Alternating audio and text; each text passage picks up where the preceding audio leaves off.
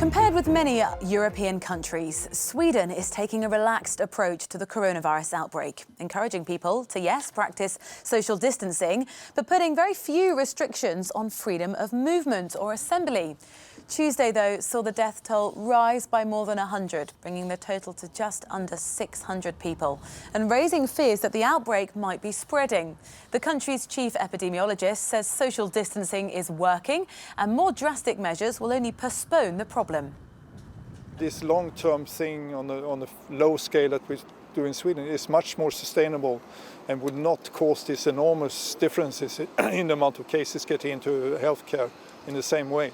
So I think both Norway and Denmark are now very concerned about how do you stop these complete lockdowns in a way so you don't cause this wave to come immediately when you start loosening up. Let's find out more. Our reporter Per Nyberg is in Stockholm and joins us live now. The death rate is rising in Sweden, and we talked on Monday a little bit about the fact that the government haven't imposed these very strict measures that other countries have, and asking if that had really seen a sort of change in people's behaviour or a different response from the government. Are the government considering changing its strategy? Well, if we look at what the government has done over the last couple of days, they've now put in place a new law which gives them the power to close down schools, close down restaurants and bars if they want to, and they could do it without approval of the parliament. The parliament will still have to look at it afterwards, but this new law gives them the power to act really fast if they see the numbers spreading, if they see the numbers spiking like we've seen in some other countries. However, we have actually heard from the authorities this morning saying that, yes, we've seen an increase in the number of cases and the number of deaths. However, we've not seen the sort of spike that they are worried about that might come. So for now, they're still confident that whatever they've put in place, all these measures seem to still be working. I mean, I'm standing here in central Stockholm where you can see lots of people out walking around me. There are big billboards telling people to stay apart, keep their social distancing. If they show any sort of symptoms, stay at home. But apart from that, you know, life still pretty much is sort of going on as normal here in Stockholm.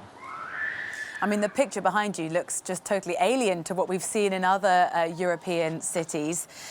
Norway and Denmark, the health minister just mentioned this, say they are ready to start lifting some of their quarantine restrictions. How's that going to work? How's it being planned, particularly to sort of mediate some of the risks of there then, of course, being a second spike in infections?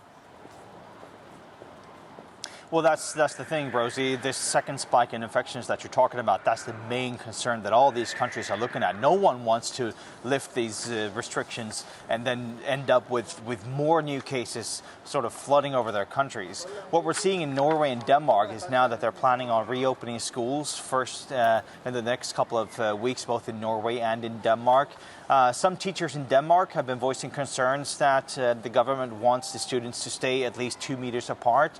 They just don't have the facilities, they just don't have the staff to do that. But, you know, the main concern is obviously the further spread of this COVID-19 virus, especially in elderly homes. That's not something we've seen in Norway and Denmark so far. We've seen it here in Stockholm. That's a major concern here, not yet in Norway and Denmark. So all eyes are now on sort of what's going to happen over the next couple of days in these Nordic countries. Per Nyberg, thank you very much, speaking to us from Stockholm.